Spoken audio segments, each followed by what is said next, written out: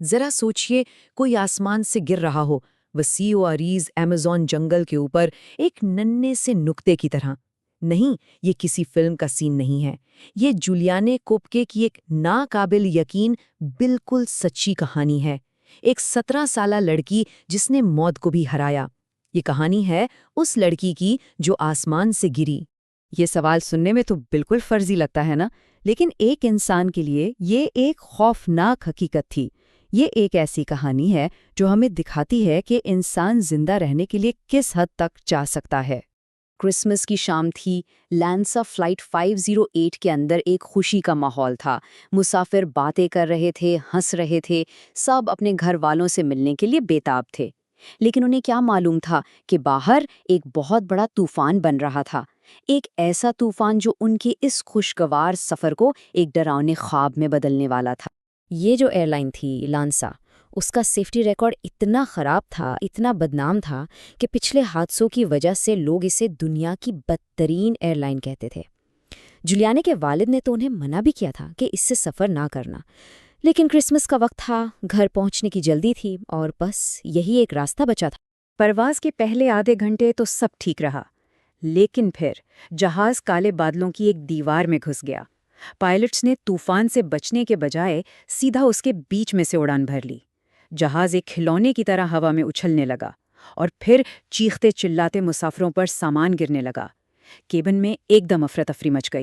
تو اب ہم کہانی کے اس موڑ پر آتے ہیں جس نے سب کچھ بدل کر رکھ دیا۔ 20 منٹ کی اس ہلچل کے بعد کچھ ایسا ہوا جس نے بچنے کے ہر امکان کو ختم کر دیا۔ آسمانی بجلی کا ایک زبردست کڑاکا، آنکھوں کو چوندھیا دینے والی روشنی، اور پھر جہاز کا دایاں بازو آگ کے شعلوں میں لپٹ گیا۔ صرف چند سیکنڈز میں وہ بازو جہاز سے الگ ہو گیا اور پورا جہاز ہوا میں ہی ٹکڑے ٹکڑے ہو گیا۔ یہ سب اتنی تیزی سے ہوا کہ کسی کو چیخنے کا بھی موقع نہیں ملا۔ 10,000 فٹ، یہ وہ ناقابل یقین اونچائی تھی جہاں سے جولیانے کا گرنا شروع ہوا۔ وہ سیٹوں کی ایک پوری قطار سے بندھی ہوئی تھی اور اسے خلا میں پھینک دیا گیا۔ انجنوں کی گرج اور مسافروں کی چیخیں اب ختم ہو چکی تھیں۔ اب صرف ہوا کی کان پھاڑ دینے والی آواز تھی جو اس کے کانوں سے ٹکرا رہی تھی۔ جب جولیانی کی آنکھ کھلی تو وہ جنگل کی زمین پر پڑی تھی۔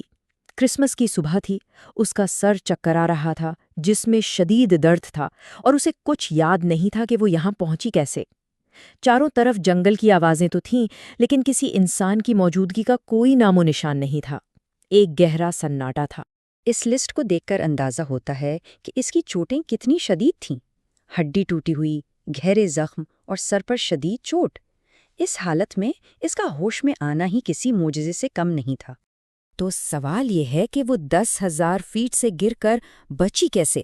دراصل یہ 3 ناقابل یقین چیزوں کا ایک مجموعہ تھا: طوفان کی فزکس، جہاز کا ڈیزائن اور سراسر قسمت۔ طوفان کی تیز ہواؤں نے اسے اوپر کی طرف دھکیلا، سیٹوں کے قطار نے ایک طرح سے پیراشوٹ کا کام کیا، اور نیچے موجود گھنے جنگل نے اسے ایک گدے کی طرح سنبھال لیا۔ لیکن گرنے سے بچ جانا تو صرف کہانی کی شروعات تھی۔ اصل امتحان تو اب شروع ہونا تھا۔ جولیا نے ایمیزون کے جنگل میں زندہ رہنا تھا، تنہا، زخمی اور اس بات سے بالکل بے خبر کہ وہ ہے کہاں۔ اس نے اپنی زندگی کے سب سے مشکل سفر کا آغاز کر دیا۔ جنگل عجیب اور نام مانوس آوازوں سے گونج رہا تھا، لیکن ایک آواز جس کو سننے کے لیے وہ ترس رہی تھی، ایک انسانی آواز، وہ کہیں نہیں تھی۔ دن گزرتے گئے اور اس کے واحد ساتھی بس اس جنگل کے جانور ہی تھے۔ جب وہ بالکل کھو چکی تھی اور تنہا تھی، اسے اپنے والد کی ایک نصیحت یاد آئی، جو خود ایک ماہر حیوانیات تھے۔ یہ ایک سادہ سا جملہ اس کی زندگی کی ڈور بن گیا، اس کی واحد حکمت عملی۔ یہ ٹائم لائن اس کی اذیت کی لمبائی کا احساس دلاتی ہے۔ چوتھے دن اسے جہاز کا ملبہ ملا، جو ایک بہت تکلیف دہ یاد دہانی تھی۔ 9ویں دن تک اس کے پاس جو چند کینڈیز تھیں وہ بھی ختم ہو گئیں۔ ہر دن ایک نئی مشکل لے کر آتا تھا، اور ہر سنگ میل امید اور مایوسی کا ایک عجیب سا امتزاج تھا۔ اور حالات کو مزید خراب کرنے کے لیے اس کے زخموں میں انفیکشن ہو گیا۔ ان کو صاف کرنے کا کوئی طریقہ نہیں تھا اور جلد ہی ان میں کیڑے پڑ گئے۔ درد ناقابل برداشت تھا اور اس کی جینے کی ہمت اب جواب دینے لگی تھی۔ 10 دن کی ناقابل تصور مشقت کے بعد اسے کچھ ایسا ملا جو سب کچھ بدلنے والا تھا، ایک ایسی دریافت جو زندگی اور موت کے بیچ کا فرق ثابت ہونے والی تھی۔ اسے ایک چھوٹی سی ویران جھوپڑی ملی۔ وہاں کوئی نہیں تھا، لیکن اسے پیٹرول کا ایک کین مل گیا۔ اپنے زخموں کو صاف کرنے کی ایک آخری کوشش میں اس نے ان پر پیٹرول ڈال دیا۔ درد ناقابل بیان تھا، لیکن اس میں کچھ اور کرنے کی ہمت نہیں تھی۔ وہ بس انتظار کر سکتی تھی۔ اور پھر 10 دن کی مکمل خاموشی کے بعد اس نے وہ آواز سنی، ایک ایسی آواز جو کسی بھی موسیقی سے زیادہ خوبصورت تھی۔ انسانی آوازیں، یہ امید کی آواز تھی، یہ زندگی کی آواز تھی۔ 11 دن، تنہائی، بھوک اور درد کے پورے 11 دن۔ لیکن اس کا یہ ناقابل یقین سفر آخرکار ختم ہو گیا تھا۔ وہ بچ گئی تھی۔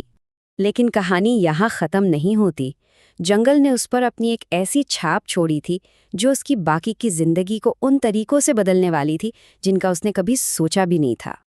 اور تکلیف دہ بات یہ ہے کہ 14 دوسرے مسافر بھی اس حادثے میں زندہ بچے تھے، لیکن وہ سبھی بچاؤ کا انتظار کرتے کرتے مر گئے۔ یہ بات ایک بہت اہم نقطے کو واضح کرتی ہے۔ جولیانے کا بچنا صرف قسمت کی بات نہیں تھی، یہ اس کے علم، اس کی ہمت اور اس کی جینے کی زبردست خواہش کا نتیجہ تھا۔ اس نے اپنے اس خوفناک تجربے کو ایک مقصد میں بدل دیا۔ وہی ماحول جس نے تقریباً اس کی جان لے لی تھی، اس کی زندگی کا مشن بن گیا۔ وہ ایک مشہور ماہر حیوانیات بنی اور اپنی پوری زندگی ایمیزون کے جنگلات کو بچانے کے لیے وقف کر دی۔ لیکن یہ سوال کہ صرف میں ہی کیوں بچی، اسے سالوں تک ستاتا رہا۔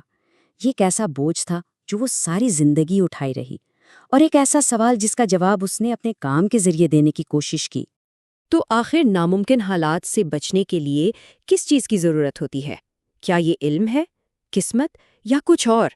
جولیانے کی کہانی ہمیں کوئی آسان جواب تو نہیں دیتی، لیکن یہ ہمیں انسانی ہمت اور جینے کی لگن کی ناقابل یقین طاقت کی یاد ضرور دلاتی ہے۔